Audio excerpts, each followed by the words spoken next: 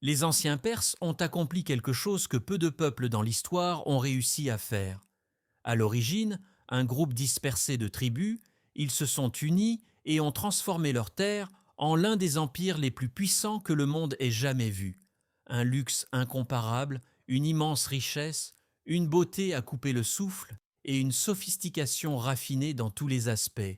L'ancienne Perse pouvait sembler un conte de fées pour de nombreux voyageurs. Mais au sein de ce conte de fées existaient des règles, des rituels et des tabous étranges. Nous les connaissons grâce aux écrits d'Hérodote, aux notes des envoyés grecs, aux cunéiformes babyloniens et aux textes zoroastriens. Ce qui peut nous sembler effrayant aujourd'hui était considéré comme parfaitement normal en Perse. Dans l'ancienne Perse, la mort n'était pas la fin, c'était le début d'une procédure, et non pas une procédure symbolique, comme dans de nombreuses traditions religieuses, mais une procédure tout à fait pratique et strictement réglementée. Parmi les Zoroastriens, qui était le groupe religieux dominant en Perse avant l'essor de l'islam, il existait une interdiction claire contre la pollution des éléments. La terre, l'eau, le feu et l'air étaient considérés comme sacrés, et un corps mort, par définition, était une source d'impureté. Par conséquent, l'enterrer dans le sol ou le brûler sur un bûcher était vu comme un crime contre l'ordre cosmique. Lorsqu'une personne mourait, son corps n'était pas enterré. Au lieu de cela, il était emmené au sommet d'une tour de pierre circulaire appelée dakma. Ces structures peuvent encore être vues aujourd'hui, par exemple à Yazd ou près de Sari. Sur le toit plat, les corps étaient disposés nus, strictement séparés par genre et âge. Les hommes dans un secteur, les femmes dans un autre et les enfants dans un troisième.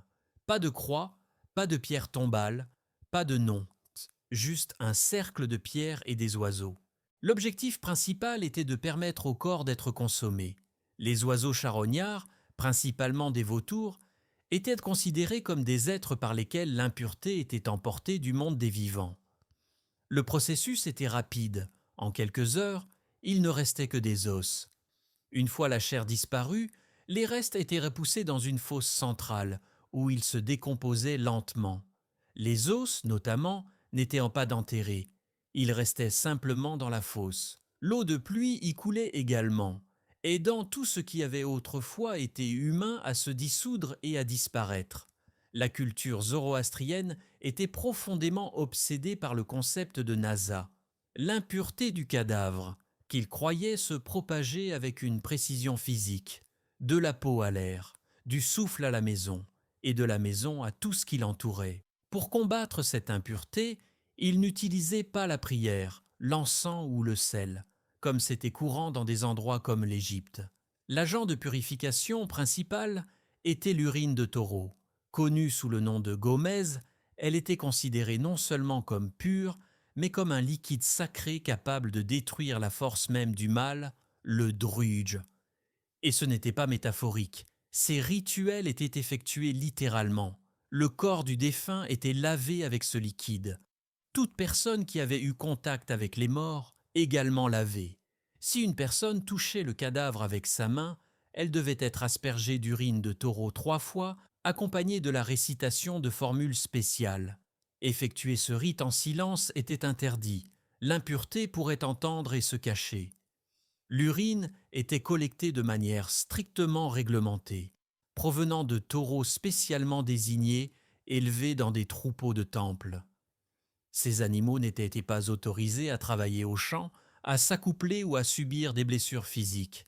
Ils étaient, tout à fait littéralement, des vaisseaux vivants de sainteté. Même après que le corps avait été placé dans le dharma ou laissé à pourrir dans la fosse maudite, les restes de la personne étaient encore vus comme des sources d'impureté, surtout les cheveux et les ongles.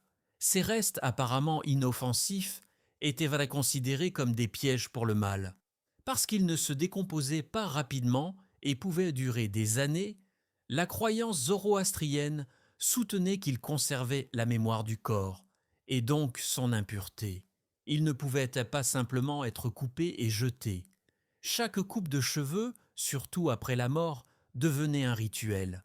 Les cheveux collectés du défunt s'était brûlés dans un feu séparé, pas dans la flamme sacrée du temple. La même chose était faite avec les ongles. Avant de les brûler, ils étaient lavés avec la même urine de taureau pour séparer le mal de la substance. Ensuite, ils étaient placés sur des éclats de poterie spéciaux et allumés jusqu'à ce qu'il ne reste pas un seul brin. Le feu utilisé pour ce rituel n'était pas autorisé à entrer en contact avec d'autres objets sacrés. Les zoroastriens craignaient que même un seul cheveu non purifié entrant dans le feu puisse souiller la flamme elle-même. Dans ce cas, le foyer devrait être reconsecré, des prêtres convoqués et un rituel de restauration de 3 jours effectué. Certains textes fournissent même des avertissements spécifiques. Si des cheveux ou des ongles entraient dans l'eau, cette eau ne devait pas être bue, utilisée pour le bain ou autour de la maison. Elle devait être versée sur un sol stérile ou évaporée.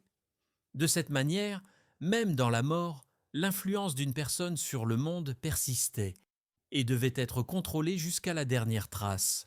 Pour les zoroastriens, l'eau était plus qu'un simple élément naturel. C'était un être vivant, une essence divine féminine, connue sous le nom d'Appa. Si cette essence était souillée, surtout par un cadavre, du sang ou un écoulement impur, elle devait être purifiée immédiatement.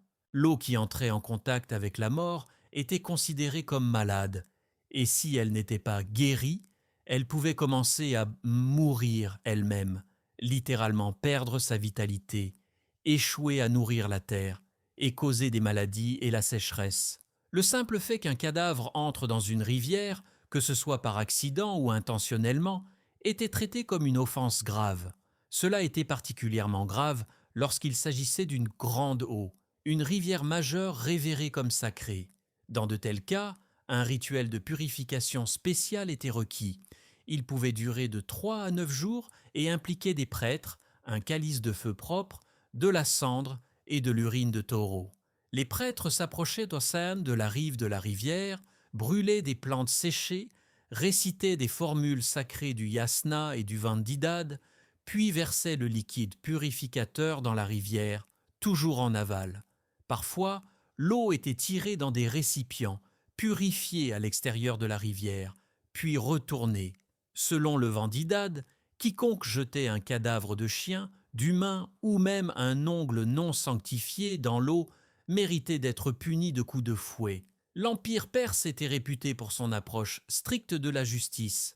Ses lois concernant la punition étaient marquées à la fois par la sévérité et un sens de l'équité. En Perse, on croyait que personne ne devrait être exécuté pour une première offense, et que tous les bons actes de l'accusé devraient être pris en compte lors du jugement. Chaque criminel méritait une punition proportionnée à son crime. Cependant, une fois la culpabilité prouvée, les Perses ne montraient aucune pitié envers ceux qui méritaient ça vraiment de souffrir. Ils ont conçu certaines des punitions les plus brutales et ingénieuses de l'histoire. La forme d'exécution la plus terrifiante en Perse n'était ni rapide ni théâtrale. Contrairement aux stéréotypes de l'Orient comme un royaume d'âches et d'échafauds, le système juridique zoroastrien évitait délibérément l'effusion de sang. Tuer, même comme forme de justice, était considéré comme une violation sérieuse de l'ordre élémental. Le sang ne devait pas toucher la terre. Le condamné serait placé dans un espace étroit et fermé, le plus souvent une fosse ou une chambre de pierre sans sortie, parfois avec de la nourriture, mais jamais avec de l'eau. La mort venait lentement, par la soif, l'asphyxie ou l'isolement. L'idée était que le criminel devrait se dissoudre sans trace, ne laissant aucune tache sur le feu, l'eau ou la terre. Cette méthode n'était pas réservée seulement aux meurtriers, elle était aussi utilisée pour les apostates religieux, les hérétiques, ceux qui mentaient sous serment ou touchaient un cadavre sans permission. Même pour des offenses mineures, comme la perte de la pureté rituelle, une personne pouvait être condamnée à un isolement à court terme, afin qu'elle puisse survivre à son impureté. Pas d'exécution publique, pas de vengeance, seulement une adhésion stricte à Asha, l'ordre cosmique. Le monde devait être restauré à l'équilibre, même si cela se faisait lentement et invisiblement. Dans l'ancienne Perse, la justice n'était pas vue simplement comme une fonction de l'État, mais comme une manifestation d'un ordre cosmique supérieur. Lorsque l'on découvrit que l'un des juges en chef, un homme nommé Sisamnès, avait accepté des pots de vin, le roi Darius décida de donner une leçon que personne n'oublierait jamais. Il visait à faire des tribunaux perses un symbole d'équité et d'impartialité. Pour s'assurer que le juge suivant ne répète pas l'erreur de Sisamnès, Darius organisa un exemple brutal. Après que Sisamnès eut été exécuté, sa vie terminée sous la hache du bourreau, Darius ordonna que sa peau soit écorchée de son corps. Cette peau fut ensuite utilisée pour tapisser la chaise même sur laquelle le juge avait siégé lors des sessions judiciaires. Mais la partie la plus frappante de l'histoire était qui s'asseyait sur cette chaise ensuite. Darius nomma le propre fils de Sisamnès comme nouveau juge. Chaque jour, en s'asseyant sur cette chaise, il se rappelait le prix que son père avait payé pour sa cupidité. De cette manière, Darius assura l'intégrité inébranlable du pouvoir judiciaire. Parmi les formes d'exécution les plus horribles et élaborées dans l'ancienne Perse, se trouvait l'asphyxie lente dans la cendre. Cette punition se déroulait dans une tour spécialement construite, massive et creuse à l'intérieur, d'environ 20 mètres de haut. La tour serait remplie de cendres, pas chaude, mais caustique et fine, facilement inhalée dans les poumons. Au sommet de la tour se trouvait une plateforme. Le condamné serait jeté dans la cendre. Bien que la chute puisse causer des blessures, elle n'était pas destinée à être fatale. C'était par conception. La victime était censée mourir lentement, par la souffrance. Un mécanisme spécial entraîné par une roue à l'intérieur de la tour agitait la cendre, envoyant des nuages de poussière fine tourbillonnant vers le haut, dans la gorge et les poumons. Dans de telles conditions, la personne ne pouvait pas respirer et tout mouvement n'accélérait que l'asphyxie. La mort ne venait pas de la chute, mais du remplissage progressif des poumons avec de la cendre. Cette forme cruelle de punition devint si infâme que des échos en parvinrent même au texte biblique. Dans un passage, un prêtre maléfique est dit avoir été exécuté de cette manière exacte, avec sa famille privée du droit d'enterrer son corps. Le sort de l'empereur romain Valérien est l'un des chapitres les plus humiliants de l'histoire de la Rome tardive. Capturé en 260 de notre ère par le roi perse Shapur Porpramier après une campagne militaire échouée, il devint un symbole vivant de la cruauté de l'ennemi. Valérien fut gardé enchaîné et forcé de marcher devant les armées perses, preuve de la gloire de Shapur et de la chute de Rome. Mais l'humiliation la plus dégradante vint sous une autre forme. Chaque fois que le roi montait à cheval, il marchait sur le dos de l'ancien empereur, l'utilisant comme un escabeau humain. La fin fut encore plus horrible. Lorsque Shapur se lassa enfin d'utiliser Valérien dans ses démonstrations de domination, il ordonna son exécution. De l'or fondu fut versé dans la gorge de l'empereur, transformant sa mort en un spectacle horrible et symbolique. Parmi toutes les formes d'exécution connues dans l'ancienne Perse, l'une se distingue par son ingéniosité horrifiante. Ce n'était pas une punition pour des criminels ordinaires, mais pour ceux que l'État considérait comme des ennemis personnels du roi. Elle était utilisée rarement, précisément pourquoi elle est devenue à jamais gravée dans les chroniques de la cruauté humaine. Le condamné était dénudé et placé dans un dispositif en bois, soit un tronc d'arbre évidé, soit entre deux bateaux hermétiquement scellés. Seule la tête, les mains et les pieds restaient exposés. Le reste du corps était enfermé, puis le rituel de tourment commençait. La personne était nourrie de force d'un mélange de lait et de miel jusqu'à ce que son système digestif commence à défaillir. En quelques heures, le corps était trempé dans ses propres excréments et des fluides commençaient à suinter des plaies et des plis de la peau, attirant les insectes. Du miel était étalé sur le visage, les membres et le torse. Des essaims de mouches, de guêpes et d'autres insectes descendaient rapidement. Les morsures, les rampements, l'infestation de larves et l'inflammation transformaient le corps en une coquille vivante et pourrissante. Mais l'exécution n'était pas seulement une question de douleur. La victime était continuellement nourrie de force, jour après jour, pour ralentir la mort et prolonger la souffrance. L'esprit se brisait généralement avant le corps. Certains commençaient à halluciner en seulement 2 jours, perdant leur emprise sur la réalité. Néanmoins, la mort physique venait agonizingly lentement. Selon les sources anciennes, une victime de cette punition survécut dans cet état pendant 17 jours. Dans l'ancienne Perse, les chefs religieux, les prêtres, n'étaient pas seulement des guides spirituels, mais aussi des figures politiquement influentes. Pourtant, une histoire transforma leur vie en un cauchemar vivant. Un prêtre nommé Smerdis trompa le peuple en lui faisant croire qu'il était un fils de Cyrus le Grand et s'empara du trône par la fraude. Étonnamment, Smerdis s'avéra être un dirigeant capable. Il introduisit des réformes fiscales qui allégèrent les fardeaux des citoyens ordinaires et assouplit les lois sur le service militaire. Mais une fois sa tromperie découverte, cela scella son sort. Après son exécution, la fureur du peuple se tourna contre tous les prêtres. Des foules envahirent les rues, massacrant quiconque appartenait à la classe sacerdotale. Lorsque le bain de sang prit fin, les Perses décidèrent de commémorer l'événement annuellement. Chaque année, à l'anniversaire de la mort de Smerdis, un festival était tenu. Les gens se déversaient dans les rues, et si un clergyman osait apparaître en public, il serait brutalement tué. La journée devint un symbole de haine et de vengeance populaire. Dans l'ancienne Perse et les régions voisines, des punitions brutales pour les rebelles étaient courantes. Mutiler un ennemi tout en le gardant en vie était vu comme un moyen efficace d'humilier et d'instiller la peur. Lorsqu'une rébellion éclata contre le roi Darius, il résolut d'écraser toute pensée future de défi. Il soumit les leaders de l'insurrection à un sort tortueux.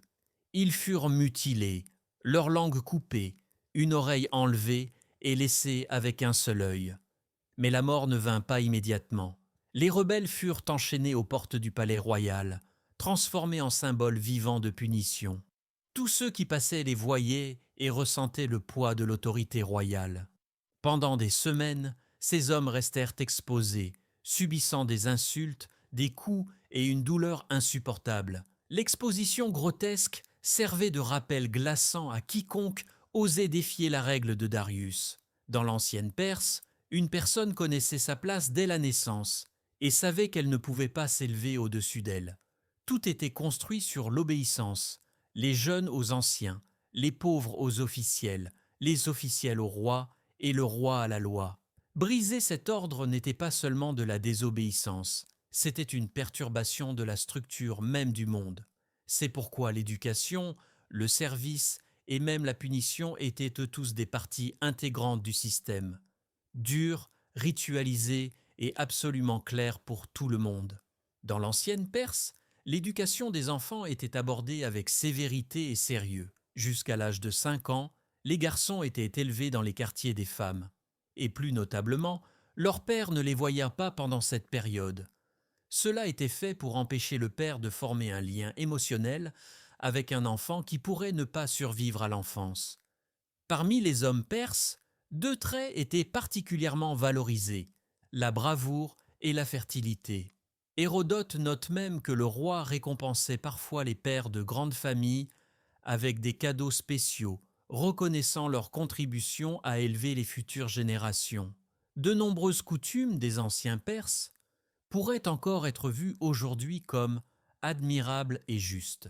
Par exemple, les garçons étaient enseignés dès un jeune âge à maîtriser 3 compétences clés: être d'excellents cavaliers, tirer avec une grande précision et toujours dire la vérité. Le peuple perse méprisait les mensonges et les menteurs. Dans l'ancienne Perse, il existait des camps de travail agricole où des fermiers non libres, mardus, étaient liés à des terres appartenant à l'État. Ils n'étaient pas considérés comme une propriété privée comme les esclaves en Grèce, mais ils n'étaient pas libres non plus. Ils n'avaient donc pas le droit de quitter leur parcelle, de changer de profession ou de refuser de travailler. Ces travailleurs étaient relocalisés en groupe, souvent vers des terres inhospitalières ou nouvellement conquises, des zones marécageuses, des champs salés ou les franges des canaux d'irrigation. Là, Ils vivaient dans des settlements primitifs sous la surveillance d'officiels, sans accès aux temples, aux tribunaux ou aux rites religieux. Ils travaillaient de l'aube au crépuscule, indépendamment de l'âge ou du genre. Les femmes et les enfants tiraient les charrues aux côtés des hommes. Ils ne recevaient pas de salaire, mais des rations fixes, du grain, de l'huile et des vêtements usés provenant des magasins gouvernementaux. Les fugitifs étaient remarqués au fer ou attachés à un poteau au centre du camp. Pour des actes de sabotage, ils pouvaient être battus ou pire, réaffectés à une zone morte où le travail était plus lourd que la nourriture disponible. Les corps des morts n'étaient pas enterrés selon les coutumes zoroastriennes, car ces personnes étaient considérées comme rituellement impures. Ils étaient simplement jetés dans la terre ou lancés dans des canaux asséchés, traités comme du matériau jeté. Pour les Perses, l'impureté n'était pas une métaphore. Elle vivait dans le souffle, dans le sang, dans l'ombre des morts, dans un morceau de viande crue, dans un mot prononcé avec le mauvais ton. Une personne ordinaire pourrait ne pas la remarquer, mais pour un zoroastrien, c'était déjà une brèche dans l'ordre cosmique. Et si cet ordre était brisé, il devait être restauré, à n'importe quel prix, pas par la repentance, mais par l'action, la couper, la chasser, la renommer, la marier, même si le mariage était répugnant. L'un des rituels les plus inhabituels et dérangeants dans le zoroastrisme était le kvetokda, une union sanctionnée entre des parents proches. Dans certains cas, cela signifiait un mariage entre un frère et une sœur, un père et une fille, ou même une mère et un fils. La pratique est mentionnée dans des textes zoroastriens tels que le Bunda Ishan et le Denkar comme permissible et même plaisante pour le divin, sous certaines conditions. Le but était de préserver la pureté de la lignée de sang fidèle et de renforcer la droiture de la famille. On croyait que si les deux parents suivaient la vérité et effectuaient les rituels correctement, l'enfant né d'une telle union serait doublement béni et pur. Ce type d'union était vu comme un bouclier protégeant l'ordre d'achat contre la corruption externe. Il était particulièrement pertinent parmi les prêtres de haut rang et les membres de l'élite spirituelle, où de tels mariages étaient rares, mais fondamentalement acceptables. Dans la Perse zoroastrienne, un nom était bien plus qu'une étiquette. Il connectait une personne à l'ordre cosmique. Par son nom, les prêtres pouvaient invoquer l'âme lors des rituels, il était inscrit dans les formules de purification et il marquait son clan, son métier et sa foi. Si une personne violait la loi, surtout une loi spirituelle, son nom était considéré comme souillé, et ainsi il devait être détruit. La punition de renommage forcé était appliquée aux apostates, aux hérétiques, à ceux qui brisaient les tabous sur le contact avec les cadavres, entraient dans de faux mariages ou refusaient d'offrir des sacrifices. L'individu serait officiellement dépouillé de son ancien nom et forcé d'en recevoir un nouveau, souvent déshonorant ou animaliste. Celui qui pourrit, maudit, sans nom, fils d'un chien. Ce nouveau nom était inscrit dans les registres publics et tout le monde était tenu de l'utiliser. Voisins, juges et officiels, même les membres de la famille, sous menace de punition, étaient interdits d'appeler par l'ancien nom. Au sommet de tout ce système se tenait un homme, le chat. Il ne régnait pas simplement, il incarnait Asha, l'ordre cosmique lui-même. Son corps, sa voix, son nom, même son ombre étaient déconsidérés comme sacrés. Briser la distance appropriée était perturber l'équilibre du monde. Et si quelqu'un franchissait cette ligne, il n'était pas simplement puni, il était effacé de la réalité. À la cour perse, regarder le chat dans les yeux était interdit, non pas comme un geste de respect, mais comme une forme de protection. Le chat n'était pas un égal. Il était cru être choisi par Or-Mazd, lié à l'ordre divin, et le regard d'une personne ordinaire pouvait souiller sa présence. Même ceux qui étaient les plus proches de lui, généraux, scribes, prêtres, lui parlaient en regardant le sol ou le mur. Les exceptions étaient rares et toujours hautement ritualisées.